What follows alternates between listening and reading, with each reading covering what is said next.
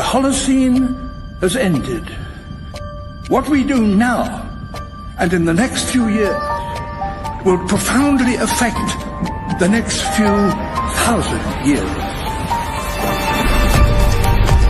The only conditions modern humans have ever known so far are changing, and changing fast. Nothing stays the same on this planet. Everything changes.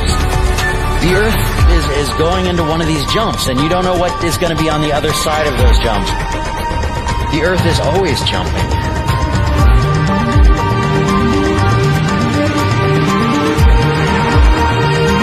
Things move on this planet. Things are not still. Everything is turning.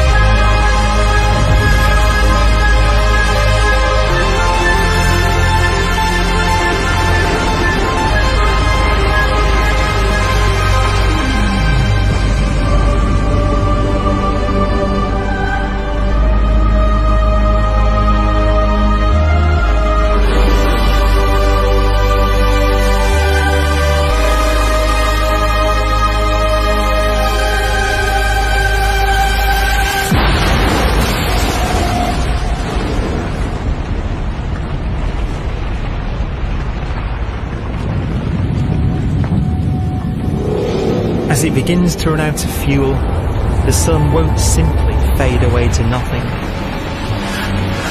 Its core will collapse, and the extra heat this generates will cause its outer layers to expand.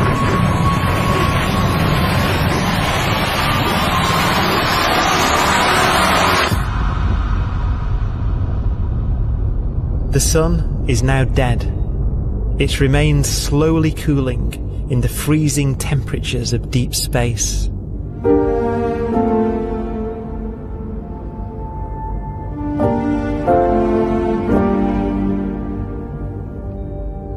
The fate of the sun is the same as for all stars.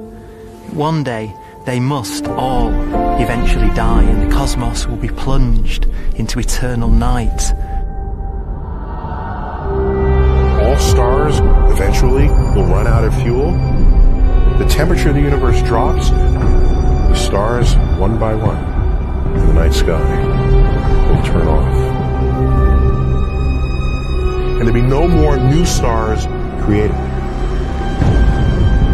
And so that the universe will end not with a bang, but with a whimper. And not in fire, but in ice.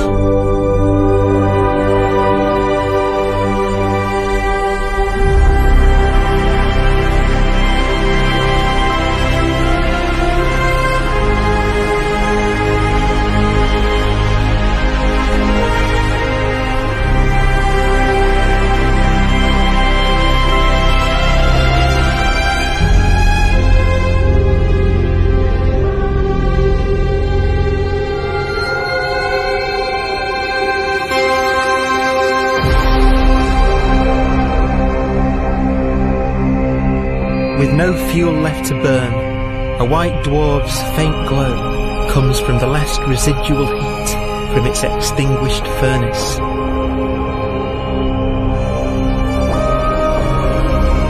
Looking at it from where the Earth is now, it would only generate the same amount of light as the full moon on a clear night.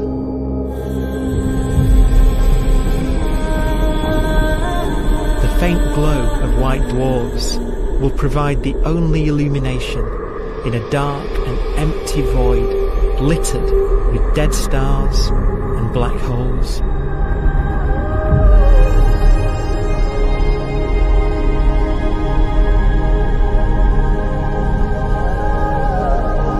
some ways, it's kind of a ghost universe. It's the corpses, the zombie stars, that will take us into the future.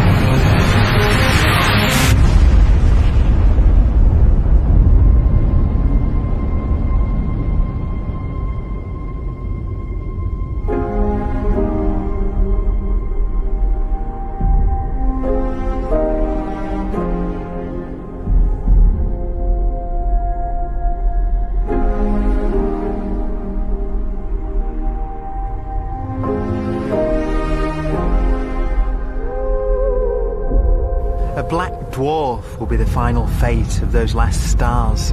White dwarfs that have become so cold that they barely emit any more heat or light.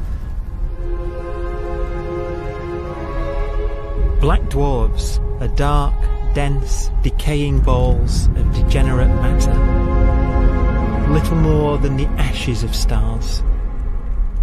Their constituent atoms are so severely crushed that black dwarfs are 1,000,000 times denser than our Sun.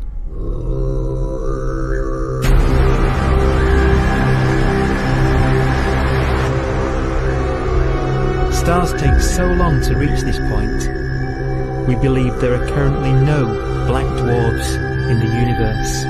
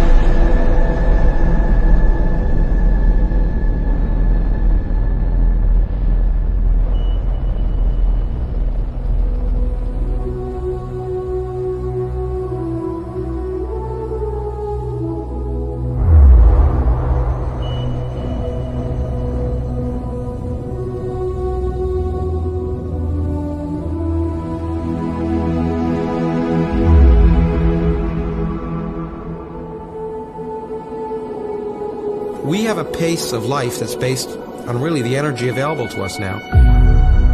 You could imagine living conscious systems which have a very different pace and therefore can extend out at least a lot farther than you'd imagine otherwise. You could have a living system where if it had a thought every 10 trillion years, that would seem normal.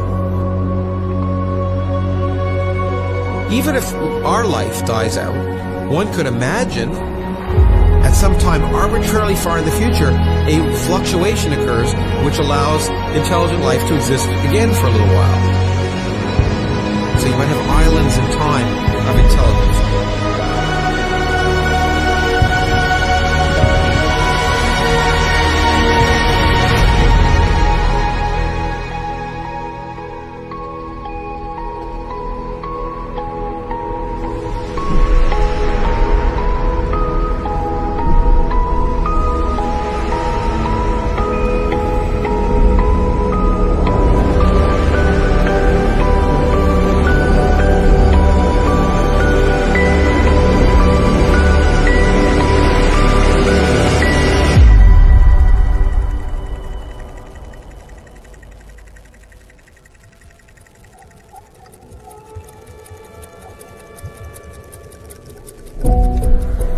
Proton, one of the fundamental building blocks of atomic matter, what makes us up, can just spontaneously fall apart.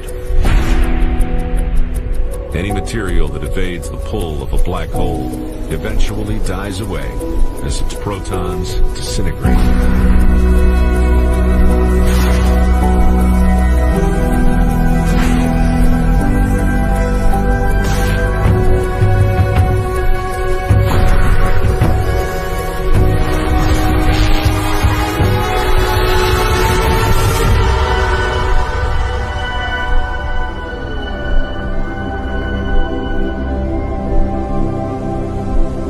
The matter inside black dwarfs, the last matter in the universe, will eventually evaporate away and be carried off into the void as radiation, leaving absolutely nothing behind.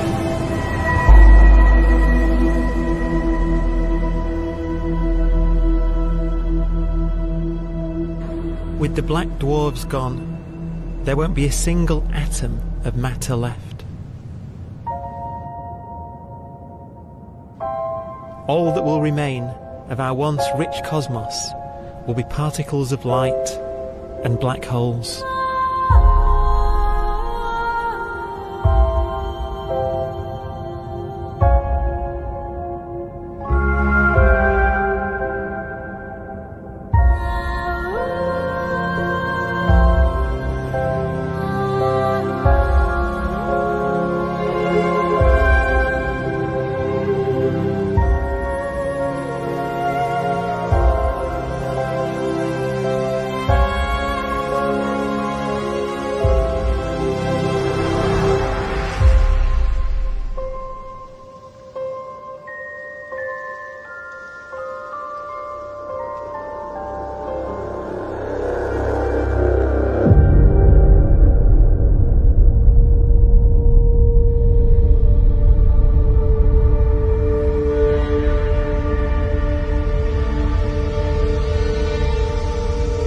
The arrow of time creates a bright window in the universe's adolescence, during which life is possible. But it's a window that doesn't stay open for long. As a fraction of the lifespan of the universe, as measured from its beginning to the evaporation of the last black hole, life, as we know it, is only possible for 1,000th of a billion billionth of a percent.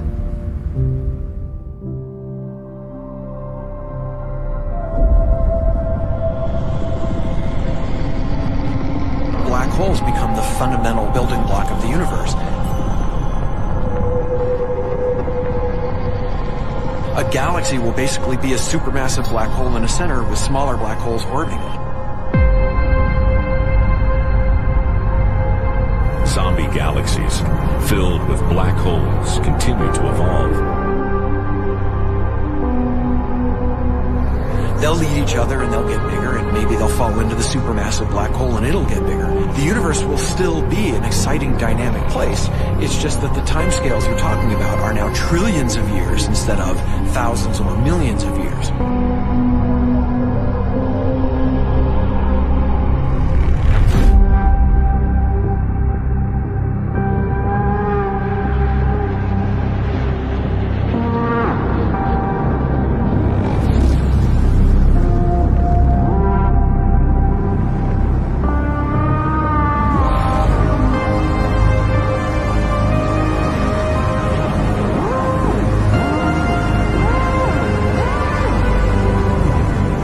Black holes can bang on space-time like mallets on a drum.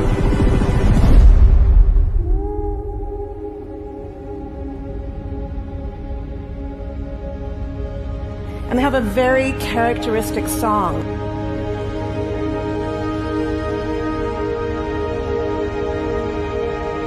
Imagine two black holes that have lived a long life together. At the end of their lives, they're going around each other, crossing thousands of kilometers in a fraction of a second.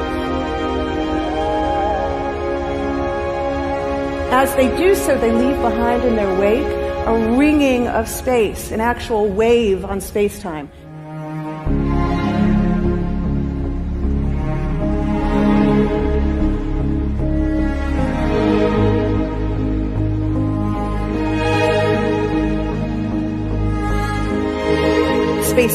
squeezes and stretches as it emanates out from these black holes banging on the universe. Those are the gravitational waves. They are literally the sounds of space ringing. And they will travel out from these black holes at the speed of light as they ring down and coalesce to one spinning, quiet black hole.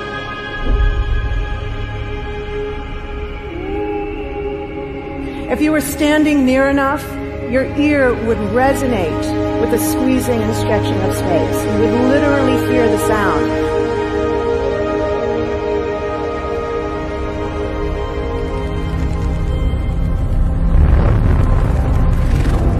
Imagine a lighter black hole falling into a very heavy black hole. The sound you're hearing is a light black hole banging on space each time it gets close.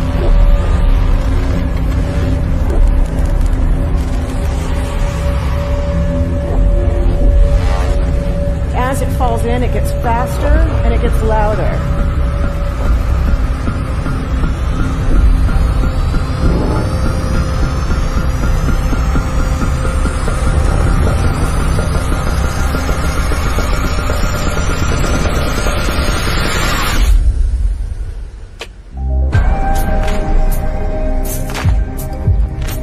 Scientists used to think black holes were immortal, but even these will one day die. Now we're talking about timescales of unimaginable length, quadrillions of years into the future. On that timescale, even the black holes begin to evaporate.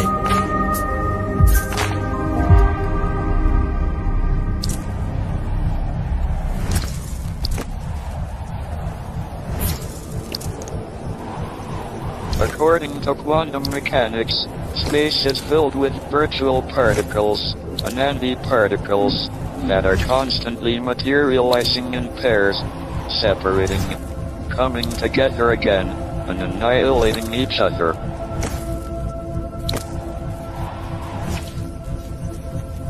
In the presence of a black hole, one member of a pair of virtual particles may fall into the hole, leaving the other member without a partner with which to annihilate. The forsaken particle appears to be radiation emitted by the black hole. And so, black holes are not eternal. They evaporate away at an increasing rate until they vanish in a gigantic explosion.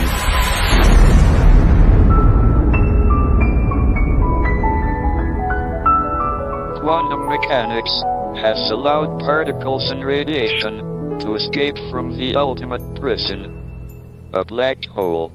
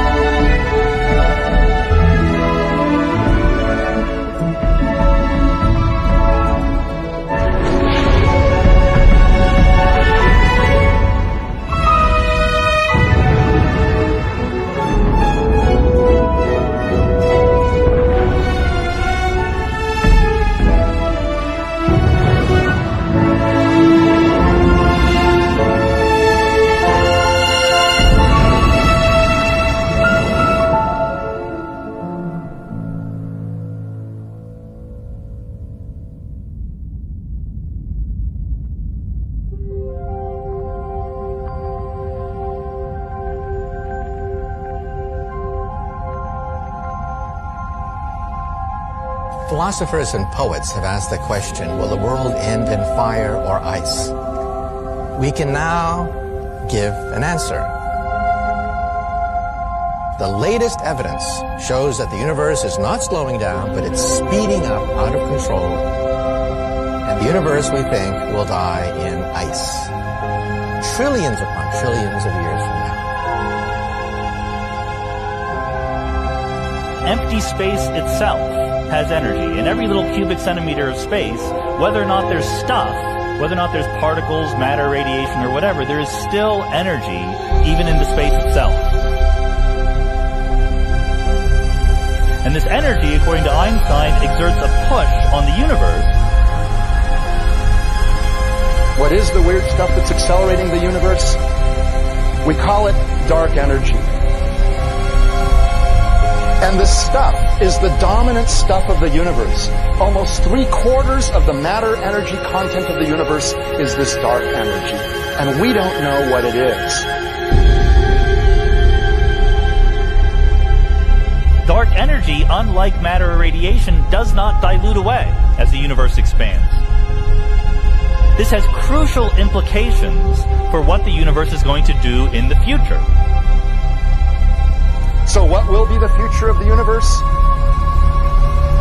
Well, if the dark energy remains dominant and repulsive, the universe will expand forever.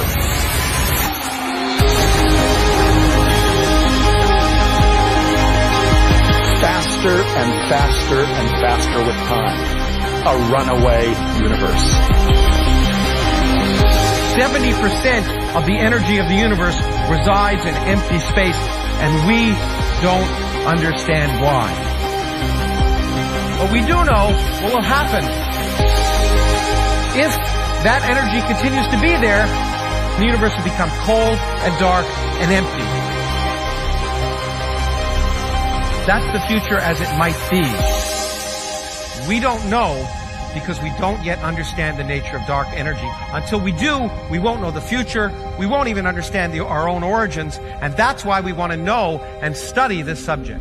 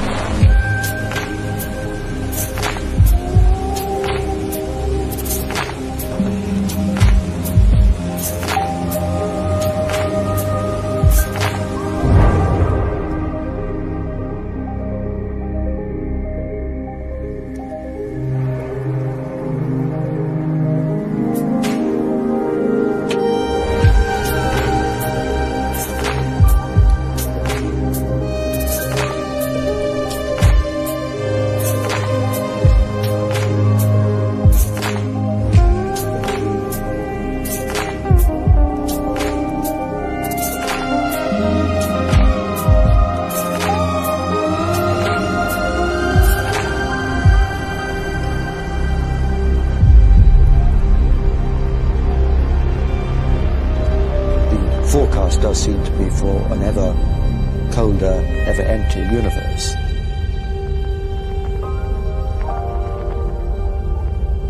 But then, of course, we have to ask, could that end lead to a new beginning?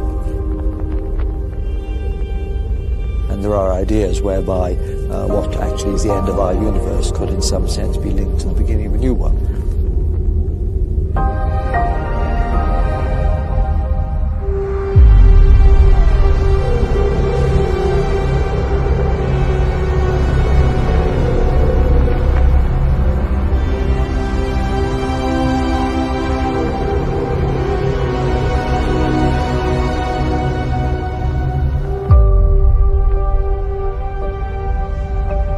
We've worked out the mathematics, the equations. They seem to say that if you have an atom smasher that can concentrate tremendous amounts of energy at a single point, you can perhaps open up a gateway, a baby universe.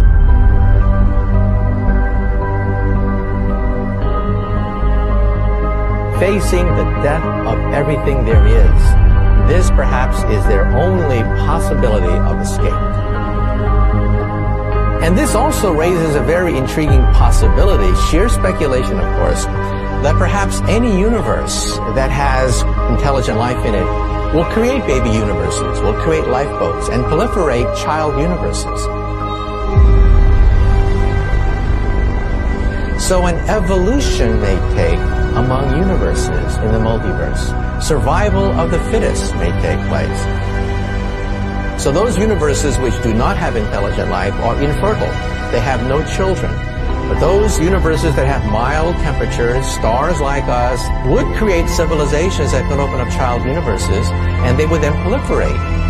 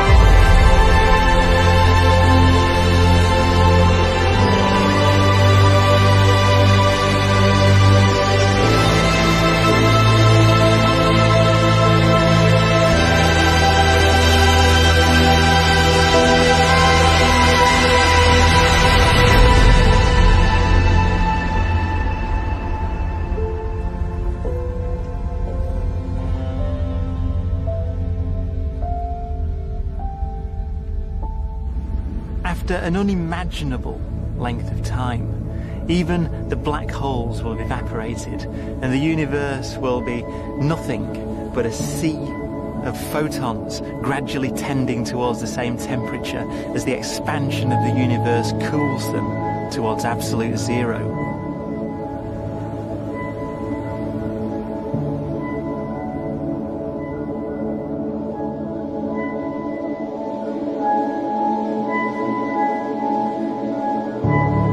Once the very last remnants of the very last stars have finally decayed away to nothing, and everything reaches the same temperature, the story of the universe finally comes to an end. For the first time in its life, the universe will be permanent and unchanging. Entropy finally stops increasing because the cosmos cannot get any more disordered. Nothing happens, and it keeps not happening forever.